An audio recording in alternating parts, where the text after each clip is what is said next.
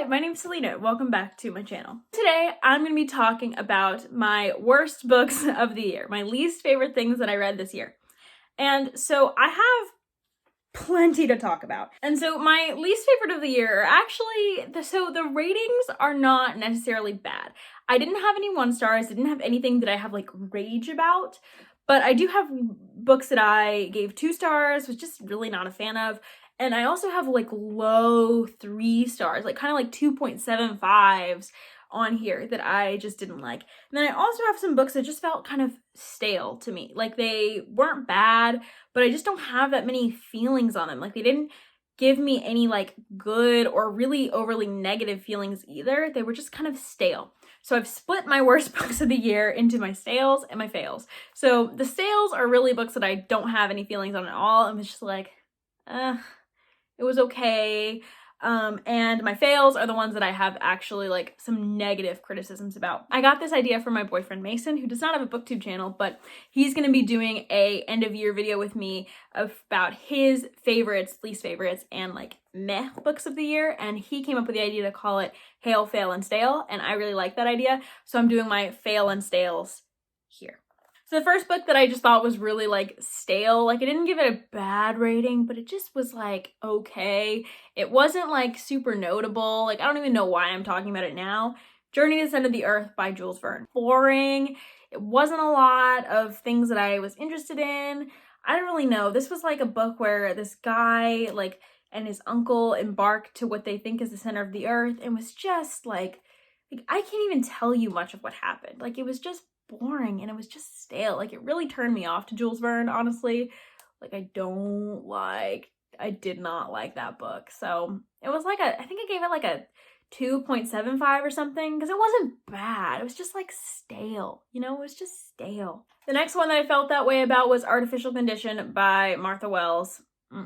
This was not it. This was a novella. This is the second novella in the Murderbot series. And like so Murderbot tries to do 2 things. Character and plot, and it shouldn't really try to do plot very much because it's not good at it, in my opinion. The Murderbot series is really good with character and like Murderbot and like friendships, and it really should just focus on those things without trying to get into like really the involved plots that it does, because I didn't like those. I don't like them, and I didn't like Artificial Conditions. It was like it was just stale. I don't have any criticisms because like I understand it's trying to do what I want to do, but like it just didn't work for me, you know? It's one of those books that like I can't like point to it and be like, this thing I hated. I just didn't care, like, because it wasn't what I wanted out of it. So The Martian is a beloved book, and people generally love this main character, and they love the accessible way that science is presented. I thought Mark Watney was not a great character. I thought he was unfunny and kind of had nothing going on. And it's all written in journal entries pretty much when it's coming from Mark Watney. And I don't like the journal entry style of writing. I think it makes me feel honestly more disconnected from a character when I have this journal entry from them. And so because it's also a journal entry, it's a lot of telling, not showing. So to me, it felt like Mark Watney was just telling us about all the stuff that he was doing when it really like, to me, I should have felt present in the scene. And so everything about this book just was too distant, just did not work for me. I did like the ending, but an ending can't make me give a better rating to a book that was just really like meh for me.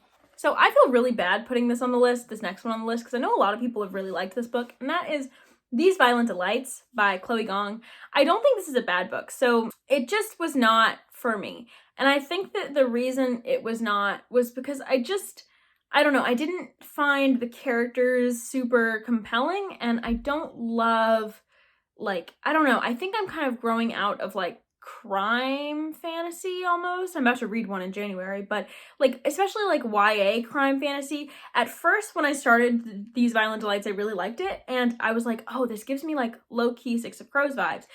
Don't take out the wrong way, it's nothing like Six of Crows, and I'm not saying that Six of Crows is the best YA fantasy. What I'm saying is that when I first read Six of Crows, I got a certain vibe from it. It felt older, it felt darker, and at first when I started reading These Violent Delights, I got that vibe from it. I also think Chloe Gong's writing, at least for the prologue, is absolutely gorgeous. I think her prose becomes less like involved as the story goes on and we're dealing with character. But I was really excited when I first started this because I was like, oh my gosh, this could give me the feeling currently that I got when I read Six of Crows years ago. Because Six of Crows, if you don't know, I reread it last December and it wasn't for me. I didn't like it very much. So I was hoping this could be like my replacement, and it just didn't really pan out that way. I wasn't super invested in the plot. I wasn't super invested in the characters or the side characters even. Like it was a good book. It was like a solid 3-star, but it was kind of stale for me just because I don't have too many feelings one way or another. The next ones though, I don't think these are bad books again, but these are definitely ones that I have more negative-ish feelings on. And the first one of those is She Who Became the Sun by Shelley Parker Chan. So this is, again, it isn't a book that I think is bad. It just didn't do what I wanted it to do. So I really enjoyed the first part of this book where our main character is pretending to be is a monk at a chapel. And this book, if you don't know about it, it's kind of this girl tries to take her brother's destiny once he dies because she doesn't want to be nothing. She doesn't want to be what her own destiny, which is fated to be nothing, whereas her brother is fated to be great. And so she tries to, like, when he dies, she tries to take his destiny because he took hers. And it's a retelling of, I think, one of the emperors of China, but the issue with this is it was very, like, dry, historical, minimal fantasy, low fantasy, with kind of a dense writing style. And it was just hard for me to keep, it was hard to keep my interest with it. And the characters, again, felt very distant. Like the writing style felt very disconnected from them to me. So I had a hard time feeling what they were feeling and going through what they were going through with them. So that's usually what makes a book kind of stale for me, is if the writing style in some way feels like less connected to the characters, because I really want to be close to the characters. It is not always the case. I've liked books where that's not the case, but it usually is the case for me. Then we have Master of Sorrows, which this one was very, very stale to me. This one is like a coming of age fantasy where eventually in this big long series, we're gonna have a grimdark, it's gonna be like grimdark, and like the Dark Lord is gonna be our main character. And in this book, he's pretty normal. Like, he's just like a kid. And honestly, it felt a little bit like a worse version. I don't want to say this is really rude, but I really love Name of the Wind, and I was worried I wouldn't like it because of this book. And I do think they have similarities in that they're both like coming of age fantasies and take place at these academies. I liked Name of the Wind way more. And it's possible to like both. I do think they have similar vibes, so if you like one, you may like the other, or you may feel like me and just like one way more than the other. The next book, this is where I start having like real criticisms. So, and they were still stale because there were good things about them too, but there's some issues. So The Lost World by Michael Crichton has some issues. I love Jurassic Park. If you didn't know, I love Jurassic Park. It was a 5-star book. It's my favorite movie. Like, I love Jurassic Park. The Lost World did everything that the Jurassic Park did, but worse. It was like literally every single thing in that book almost had an equivalent in Jurassic Park, but done better. Like, the kids who aren't supposed to be in this environment, but are there, this dinosaur-ridden environment that like humans have kind of stumbled in and are like, oh my gosh, what are we doing here? Rival companies trying to get in, like these kind of bad people who are trying to like control the park in a way that kind of get theirs. They're even down to like the action scenes with like the T-Rexes. Like, there were better versions of those scenes in Jurassic Park. There was one scene that is memorable to me in Lost World, and that, I mean, it just was, but it was not enough. Like, this duology should have stopped with Jurassic Park because The Lost World felt like a cheap copy of the book. Then the final two books in the stale category, and these are like books that honestly could be in the fail categories because they're like 2 stars. They're like 2.5 stars. They're the lowest here. So the first one is The Girl Who Drank the Moon by, what's her name? I don't know her name, but I have it on the screen. The Girl Who Drank the Moon.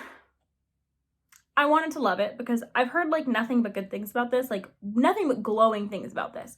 And it's like an older middle grade, and it's about this girl, or really it starts with this witch who, this town sacrifices baby girls, or like babies, I think, not necessarily baby girls, like babies at the same time, of the year to her because they think that's what she wants. Meanwhile, the witch doesn't really know why they're doing that, and so she just sort of like takes them, feeds them starlight, which like helps them be like, I don't know, super wonderful people, and like gives them to families that want them. Like, because she assumes these families like don't want them. They're just like, why do they keep leaving a baby out? Like, so she has no idea that it's like, you know, her, for her, kind of. And so she accidentally gives one of the children moonlight to drink, and moonlight has like pure magic, and so this child has magic, and it's like far too much for a child to have, and so she has to keep her for herself.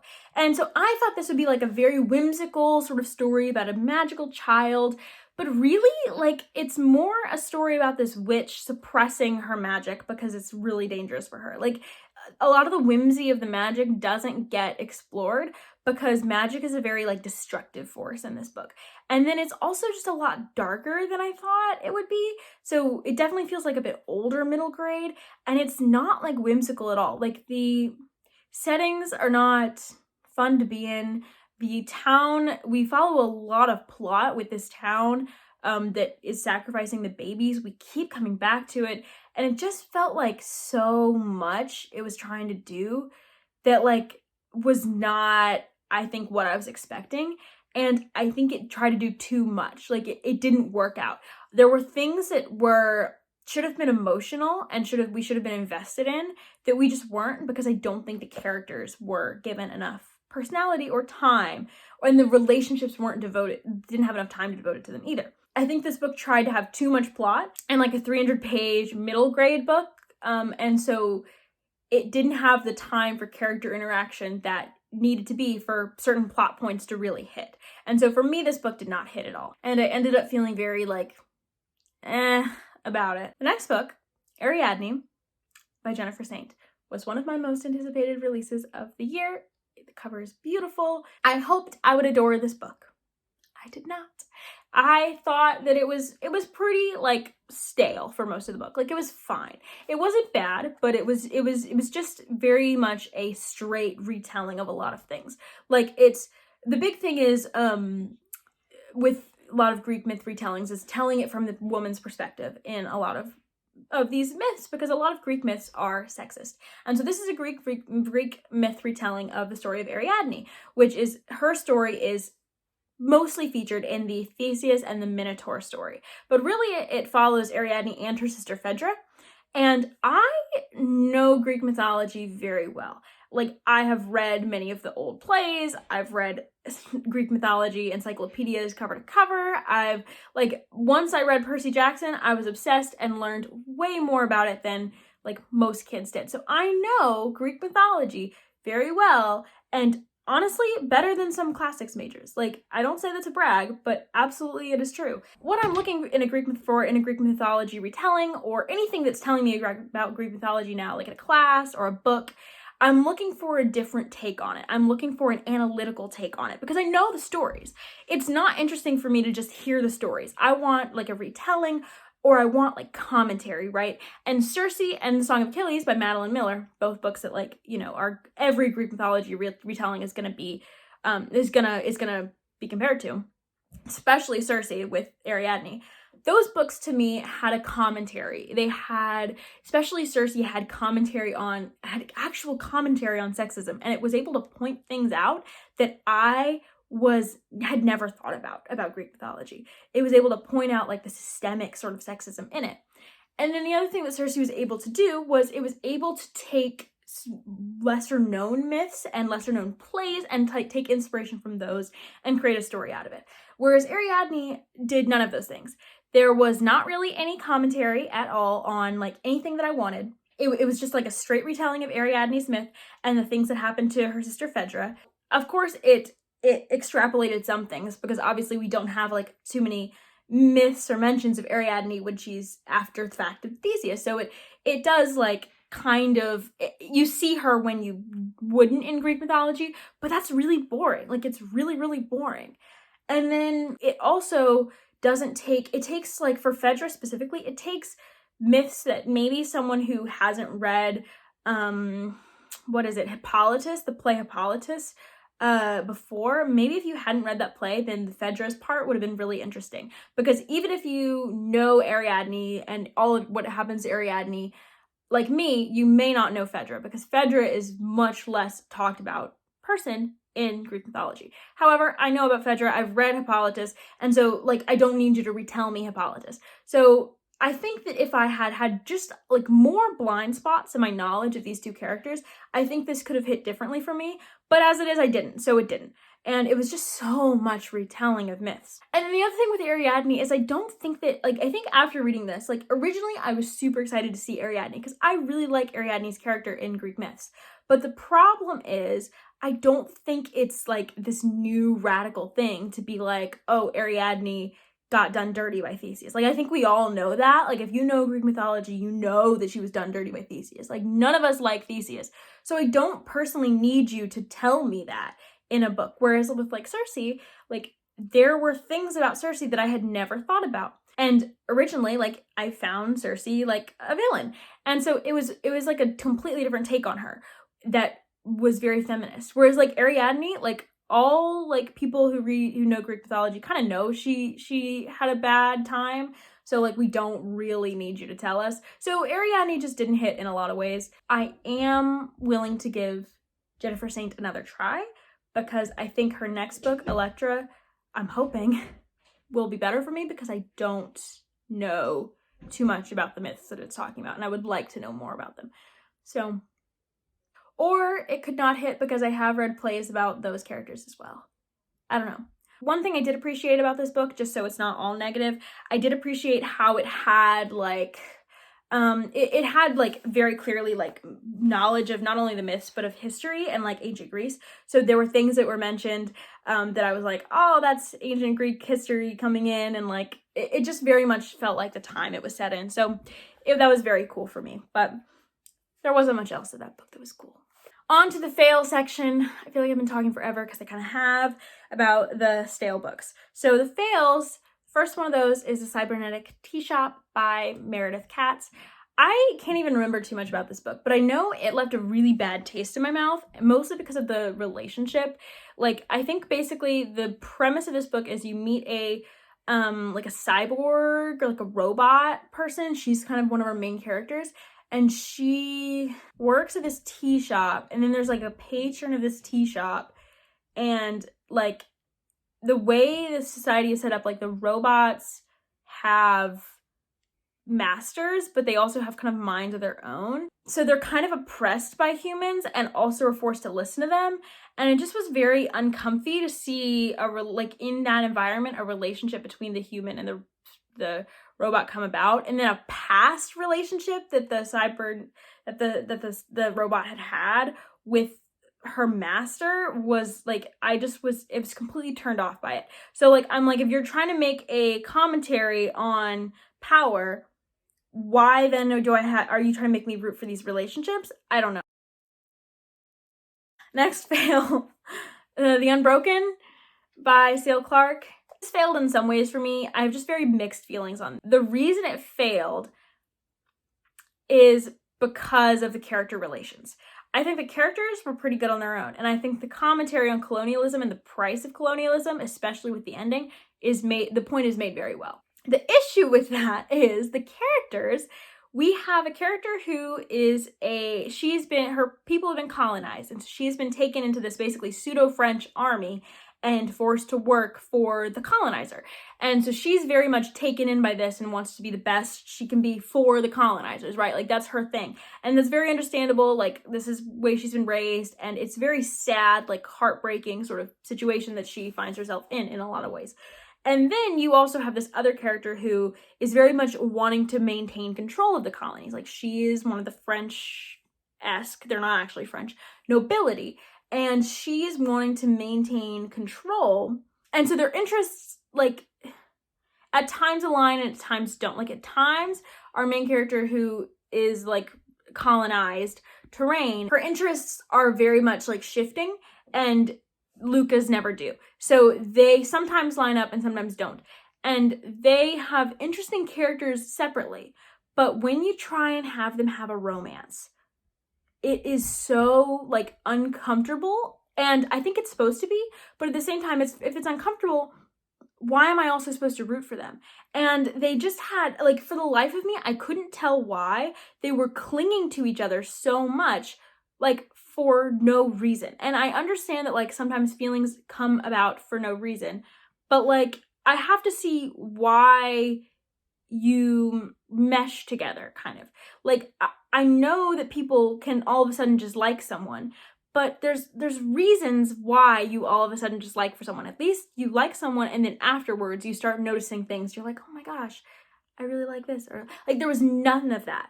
It was like, y'all have no chemistry. You have no like you have no reason to really be into each other. Luca has a reason to be into Terrain, and it's like fetishism. But Terrain, it's like, why Luca? Like, why? And it's like they consistently, their feelings for each other get them in trouble. And it's like, but why do you have feelings for each other in the first place? Like, I'm not convinced by your character interactions. And then you also have a character who's in like a side character who the relationship that she has with Terrain is completely it's not defined well. Like, I was wondering what their relationship was for the entire book until literally like the last couple of pages. I was like, okay, now you've just said what their relationship was. Why was that so hard? Why couldn't you tell me this before? Because their relationship affects how I think of Terrain, and it affects how I think of her relationship with Luca. It just, like, it was mind-boggling to me why no one was like, you need to be more explicit about who these characters are to each other. I was just, maybe that's just a me problem. Maybe I didn't pick up on the cues, but it was infuriating for me. Every time this character was mentioned, and they're mentioned a lot, I was like, so what, are y'all dating? Y'all friends? Y'all friends with benefits? Like, what are y'all? Because I need to know so I can, it'll make me think of this whole situation a bit differently if y'all give one answer over another. The next fail, Jewel of the Endless Erg by John Bierce.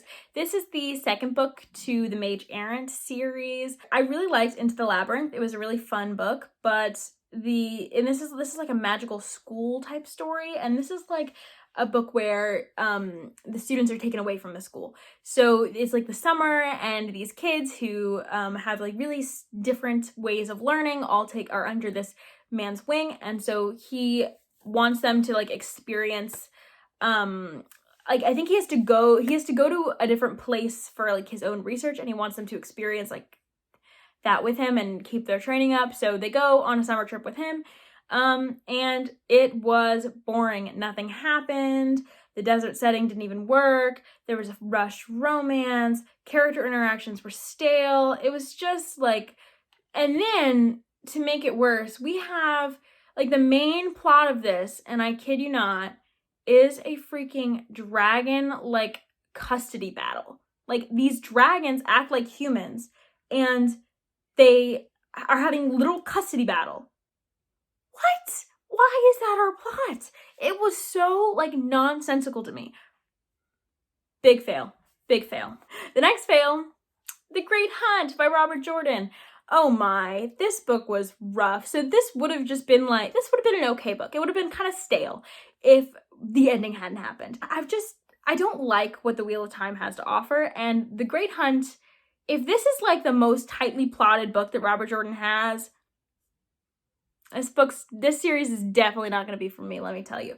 We have a couple different perspectives we follow, and one of the perspectives of the girls was much more interesting, but I didn't like their sort of like their plot, like their ending plot. I thought that was very like dark and uncomfortable for me. I don't fully know why, but I just didn't like it. And then the plot with the boys, I could not have cared less about. Like, it felt very like classic-y fantasy journey plot, but like one where they literally did nothing. So I didn't like it. And then it just had like weird time jumps. So I am invested in a couple of the characters, and I do want to continue for them, but every single plot that Robert Jordan tried to do, in my opinion, was just like bad. Like, I didn't like it. It was bad for me. I don't mean to say that it's like bad for everyone, but it was just bad for me. So I didn't like it. And I expect that to not change with the Wheel of Time, honestly. So if I read it, I will be reading it purely for like Elaine and Egwene and Matt and like Nynaeve and Min and Moraine and Lon, and that will be it. But clearly I do like those characters because I listed a lot of them. I do like several of the characters. It's just that like the others and the plots, not for me. And then the next one is Psytonic. By Brandon Sanderson. So another Brandon Sanderson will appear later, but Psytonic was a mess. This was just a mess. This was just a mess. It was a mess. The biggest mess. The characters felt like flimsy cardboard cutouts. The plot was boring, and it was trying to be fun and rompy, but also have like a character arc, and the character arc felt very forced and like not really good, and the plot was nonsensical. The reveals were nonsensical. I have a whole Goodreads review about this, and because this video is running a little long, I'm just gonna leave that linked because oh my gosh, that was a mess of a book. Absolute mess of a book. 4 more, and these are the ones that I hated most in the year. These are my 2 stars. These are like the ones that are just like not for me. These are the true worst books of the year. Like the title is mostly clickbait because a lot of these are just like, why? But these are like bad. These were not good. These were not good. The first one of those that I'm going to talk about is Magic to Brew. This is like a graphic novel, and it was so bad and nonsensical. I don't even know what it's about. It's about like these werewolves that are dating, and there's like a person who I think is stealing magic from people around, and it's like I thought it would be cute, like this cute little like werewolf coffee shop, but no, it was like this weird stealing magic plot. The characters were bad and they also were annoying. Like the main couple was so annoying. The way they spoke to each other, the way they were rude to each other, it was so annoying. And then like I just didn't care. I didn't care about this book. It was just like the plot was like illogical and like bad. Like it was so I'm having trouble remembering, and I don't remember the word I would use. It was just so like messy and unorganized and bad. It wasn't compelling. I don't know. I don't recommend that volume of a graphic novel at all. Like at all. The next 2, I can see the literary merit of them. They were also classics that I did not enjoy. There's things that I respect in both of them, but they're also 2 stars. So the first one's Of Mice and Men by John Steinbeck. I think that John Steinbeck is wonderful at the craft of writing. His descriptions, his foreshadowing, his plotting, his character work in a novella is all really, really good. And I think there's a way to read this where it is not as offensive as it immediately comes off. However, due to personal reasons, due to my own personal enjoyment and my own personal life, it is extremely hard for me to read the last 2 chapters and not feel absolutely sick. So I can't not put this on the worst books of the year because it is absolutely sickening. The ableism in this book, while I think it is for a point, at a certain point I'm like, how brutal do you have to be to make a point? Like, when is it just ableism? Like, when are you making a point about ableism and when are you actually being ableist? And I don't think John Steinbeck meant to do a bad thing. Like, I don't think he meant to be ableist. However, lots of people have read this book as a way to continue to be ableist to disabled people. If you don't know about Of Mice and Men, it's about these 2 men and one of them is disabled. And he is either autistic or intellectually disabled. And he is treated very badly by society and things just sort of go awry. And I don't know. It's a very odd book. And I find it really hard to like separate my personal like offense from it and what is good and bad about it. I don't know. It was kind of offensive to me. And I think that's, I don't know. Similarly, The Monk by Matthew Lewis deals with a lot of like sexism, but it's not really dealing with sexism. It's dealing with like, it's about, we got this monk who, under the guise of being like a very holy man, is actually giving into his absolute worst impulses. And his impulses include violence, rape, and you see them. And like, it's definitely a horror book because it's meant to be horrific. And I think that there are scenes in here that are absolutely written beautifully. And I don't mean like brutality or whatever. I think Matthew Lewis's writing style is really smart, and his point he's making is really good. I think that he has so many like themes about the flaws of humanity.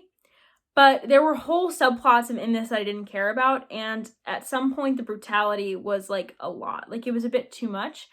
And so I didn't like this book, really. I do have respect for both this and Of Mice and Men because of certain things that they do, but they're not my favorite classics, and I gave them 2 stars. Now for the big one, my least favorite book of the year. Ugh, I don't like saying this. It's a Brandon Sanderson book. It's The Alloy of Law. The first book in Mistborn Era 2. If you don't know me, I love Sanderson. I love Mistborn Era 1. I love Stormlight Archive. I have a whole shrine to him. I love Skyward. I love most things I've read by him, except for this book. And a couple others. Alloy of Law was not good. Not only did I not care about the characters, not only did I think they were very one-dimensional, not only did I not care about the plot, not only do I hate Western settings, not only do I think that the things that the world building that this did to like undermine some of the themes of Mistborn, this book was incredibly sexist. Like, I have to say, I hate it. Like, I have to say, I hate saying it, but I have to say it. Why do we have a main character, a woman character, who blushes the entire time? Why? Like, a man cannot speak to her, like, in a normal way. Like, if someone says hello to her, she will blush. What? Who does that? And then we have Wayne, who is not funny, who is very annoying, and who, like, sexually harasses her the entire book. There's literally a line where he compares her breasts to clouds and other parts to, like, a field to plow.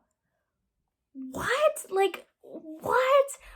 Sanderson, why? Like, why did you do that? It was just so many moments like that where clearly this main character, this woman character was uncomfortable, and Wayne kept on, and then she's thirsting after the other guy who pays her literally no mind. I didn't understand. Put that together with like the fridging trope and the way I didn't like how Steris was treated. Everyone raves about how wonderful Steris is as a character. I don't like her. I don't like the representation of autism that she provides. Personally, I don't like it. And I also don't like her plot. I think it was very oblivious to certain things. And I think that it was not only boring, but I was like, do you know what you're doing here, Sanderson? Like, do you understand this? And it just felt very like, it felt like while this is a very like happy book, it felt traumatic for me personally for like similar reasons why Of Mice and Men did. Like, I was like, why are we doing this? I have a very detailed Goodreads review about this book that I will leave linked if you want to see it. Not good. So those were my worst books and like most stale books of the year. My stales and my fails.